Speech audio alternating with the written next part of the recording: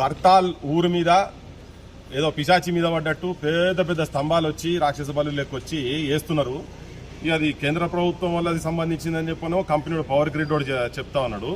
ఇక్కడ సంవత్సరంన్నర నుంచి వీళ్ళు అప్లికేషన్లు పట్టుకొని బాధిత రైతులు ఇది ఇక్కడ వేయొద్దు అని చెప్పి వీళ్ళు కొట్లాడుతున్నారు. వాస్తవంగా నైట్లు మొత్తం కంప్లీట్గా ఇల్లీగల్ ఉన్నాయి. మొత్తం ఏం పర్మిషన్ లేక ముందే వాళ్ళు తీసుకొచ్చి బెదిరించి దొంగలు లేక రాత్రిపూట వచ్చి రైతులను భయపెట్టినట్టు చేసి ఆ లోకల్ పోలీసు వాళ్ళకు ఒక్క లెటర్ ఇచ్చిండ్రు. ఈ లెటర్ ఇచ్చేసేసి ఇది దీంట్లో కూడా కలెక్టర్ ఎండార్స్మెంట్ లేదు. కలెక్టర్ గారితో ఇప్పుడు మాట్లాడితే ఏమన్నాడంటే ఇది నార్మల్ ప్రొసీజర్ ప్రకారంగా పోయేటువంటి లెటరు అని చెప్పారు. మరి అట్లన్నప్పుడు మరి స్తంభాలు ఎట్లా లే అవుతున్నాయి?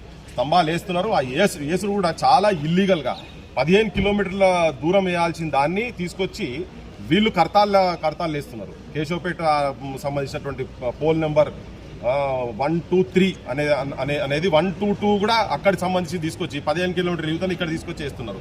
సో కంప్లీట్గా ఏంటంటే అక్కడ కూడా ఇంకోటి ఏంటంటే ఫిజికల్గా పోయి చూసినా మొన్న మొత్తం రియల్ ఎస్టేట్ ఇటుపక్క రియల్ ఎస్టేట్ ఉంటుంది. కానీ మధ్యలో రైతుల పొలాల మీద ఏందో కక్ష కట్టించి వీళ్ళ మీద వేసేందుకే. ఎందుకంటే ఆ శేషాద్రి అంటే ఆయన ఆంధ్ర ఆయన ఆడొచ్చి శేషగిరిరావు ఆంధ్ర ఆయనే. మరి ఇక్కడ వాళ్ళకి ఏమైనా వాటాలు ఉన్నాయో తెలియదు కానీ వాళ్ళు కక్ష కట్టినట్టుగానే 30 గుంటల భూమి 3 ఆడపిల్లలకు ఇచ్చింది. వాళ్ళ భూమిలో కూడా వేసి అంటే 10 గుంటలు ఒక్కొక్కటి.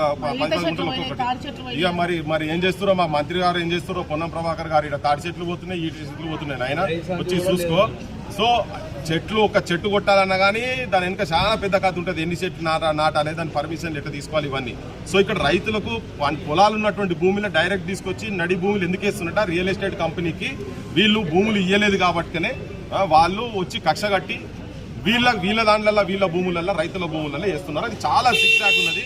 దానికి ఒక పర్మిషన్ లేదు, దానికి పర్మిషన్ ప్రాపర్గా లేవు. ఒక దగ్గర వాళ్ళు అనుకున్నారు ప్రపోజల్ 1 సంవత్సరం పెడితే వాళ్ళు పర్మిషన్ రాకముందే తీసుకొచ్చి ఇక్కడ జనాలను నిర్వాసనం చేస్తారు. ఇంకోటి ఏంటంటే ఇక్కడ నువ్వు ఏదున్నా దానికి ఒక అసెస్మెంట్ జరగాలి, ఒక సైంటిఫిక్ అప్రోచ్తో జరగాలి. ఒకవేళ వాళ్ళు పోల్ వేయాలన్నా కానీ కానూన్ చెప్తున్నది. రాహుల్ గాంధీ నువ్వు కాంగ్రెస్ వాళ్ళు పొద్దుగా చేస్తే ఈ చేతుల పుస్తకం పట్టుకొని రాజ్యాంగం పట్టుకొని తిరుగుతున్నారు. ఆయన నీ రాజ్యాంగం ఇక్కడ నడి బాజార్లో మొత్తం నీలామైనట్టుగా అవుతున్నది. నీ రాజ్యాంగం నీ కాంగ్రెస్ గవర్నమెంట్, నీ ముఖ్యమంత్రి రేవంత్ రెడ్డి ఆయన పొద్దున్న లేస్తే ఆయన ఊరిక్కడికి ఇప్పటికి కొన్ని వేల సార్లు పోయి ఉంటాడు. ఇక్కడికి వెళ్ళి అక్కడనే రాజ్యాంగం కూలింగ్ చేయబడుతున్నది చాలా క్లియర్గా. సో దీన్ని మేము వచ్చి ఇప్పుడు కలెక్టర్ గారితో కలిసినాం. ఇంతకుముందు చాలా వీళ్ళు కలిసినట్టు కానీ ఇప్పుడు కలెక్టర్ గారు రెస్పాండ్ అయ్యిండ్రు. నారాయణ గారు రెస్పాండ్ అయ్యి ఇమీడియట్గా సర్కిల్ ఇన్స్పెక్టర్ కూడా ఫోన్ చేసిండ్రు. ఆర్డీఓ కూడా నేను మాట్లాడినా రేపు పొద్దుగాల 11 గంటలకు వచ్చి అది ఏదైతే ఇల్లీగల్గా ఉన్నాయో అవన్నీ మొత్తం ఆపండి. సిఐ కూడా చెప్పిండు మీరు ఇల్లీగల్గా ఉన్నాయి, వీళ్ళు రేపు పొద్దుగాల డైరెక్షన్ ఇచ్చిన దాని ప్రకారంగా జరుగుతుంది అనేది. మాకు ప్రస్తుతానికైతే సంవత్సరం తర్వాత తిరిగిన తర్వాత ఒక్కసారి ఏదో ఒక దగ్గర హోప్ కనబడతా ఉన్నది. కానీ పైసలతోటి అన్ని మీరు మేనేజ్ చేయొచ్చు అనుకుంటే నేను ఈ కాంగ్రెస్ ప్రభుత్వం ముఖ్యమంత్రి గారికి చెప్తున్నా నీకు రియల్ ఎస్టేట్ దందాలు ఉన్నాయి, మరి నీకు ఏమైనా షేర్లు ఉంటే పని చేసుకొని నువ్వు ఇటువంటి వాటిల్లో నువ్వు వెంటనే ఇది ఏమవుతుందంటే ఎవరు ఏం చేసినా కానీ అల్టిమేట్గా రాజ్యం మీద పోతుంది. నువ్వు ఇప్పుడు రాజ్యం నడుపుతున్నావు కాబట్టినే ఏదున్నా నీ మీదకి వెళ్ళబోతుంది. నీ మంత్రిత్వ శాఖ అయినా కాకుండా ఈ పవర్ కంపెనీ ఇక్కడికి ఎందుకు వచ్చింది, ఎందుకు ఇట్లా ఇల్లీగల్గా నీ జిల్లాలనే, నీ ఇంతకుముందు ఉన్నటువంటి ఉమ్మడి మహబూబ్నగర్ జిల్లాలనే ఇంత ఇల్లీగల్గా జరుగుతుంటే అది బాధ్యత మొత్తం నీ మీదనే ఉంటుంది ముఖ్యమంత్రి రేవంత్ రెడ్డి గారు. మీకు క్లియర్గా చెప్తున్నాం. రేపు ఇప్పుడు వీళ్ళు పోయిన తర్వాత ఏమైతుందో చూసి దాని తర్వాత మళ్ళా కార్యాచరణ చేస్తాం.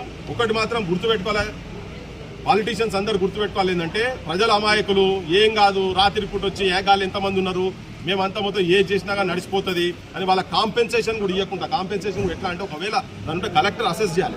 అసెస్ చేసి దాంట్లో బాయిలు ఉన్నాయా, బోర్లు ఉన్నాయా, దాంట్లో ఏం పంట ఉన్నది, ఎంత నష్టపోతున్నారు, దానికి విలువ కట్టి దానికి డబల్ త్రిబల్ ఇచ్చి ఇవ్వాలి. అది కానూన్లో ఉంది. అది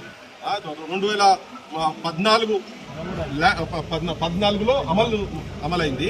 సో జనవరిలో. సో దాని చట్ట ప్రకారంగా ఏవేవి వాళ్ళకు బెనిఫిట్ జరగాలనో బెనిఫిట్ జరగకుండా కనుక చేస్తామనంటే మాత్రం రైతులు మాత్రం ఊరుకునే పరిస్థితి లేదు. ఊరుకుంటారా మీరంతా? ఊరుకునేది లేదు. మేము కూడా మా బొట్టలం కూడా ఊరుకునేది లేదు. వీళ్ళు అనాథలు కాదు, వీళ్ళు అమాయకులు అనుకోకండి. ఇగో సాకల ఐలమ్మ వారసురాలు ఇక్కడ ఉన్నారు, కుమ్రం భీం దొడ్డు కొమరే వారసులు కూడా ఇక్కడ ఉన్నారు. వాళ్ళ లెక్కన వీళ్ళు కొట్లాడతారు. ఏ త్యాగానికైనా సిద్ధమే. ఇది ఒక మళ్ళీ ఇంకొక తలకాయ నొప్పి తీసుకొచ్చుకొని పెట్టుకోకు రేవంత్ రెడ్డి. నీకు మొన్న కూడా చెప్పినాం, మళ్ళీ చెప్తున్నాము. ఇది ఆపండి. అది ఏదైనా కానూన్ ప్రకారంగా జరిగేటట్టయితే యాక్సెప్టెన్స్ ఉంటుంది. కానీ కానూన్ ప్రకారం కాకుండా నా ఇష్టం వచ్చిన రేట్ ఇస్తా. ఆడ 20,000 రేట్ ఉంటే 90,000 రూపాయలు అట. అది 90 రూపాయలు వాటర్ బాటిల్ ఉన్నది. చూసిన వాళ్ళు అలర్ట్ ఉన్నారు. 90,000 కాదు 90 రూపాయలు అంటున్నారు. అక్కడ ఉండాలి మీరంతా. ఇగో 90 రూపాయలు అని చెప్పని ఆ కాగితాలలో ఉన్నది పేపర్లో నిన్న చూపించినది. సో 20,000 గజం ఎక్కడిది, 90 రూపాయల గజం ఎక్కడిది ఆయన? మరి నీ ఇల్లు పోతే కట్నే చేస్తావా?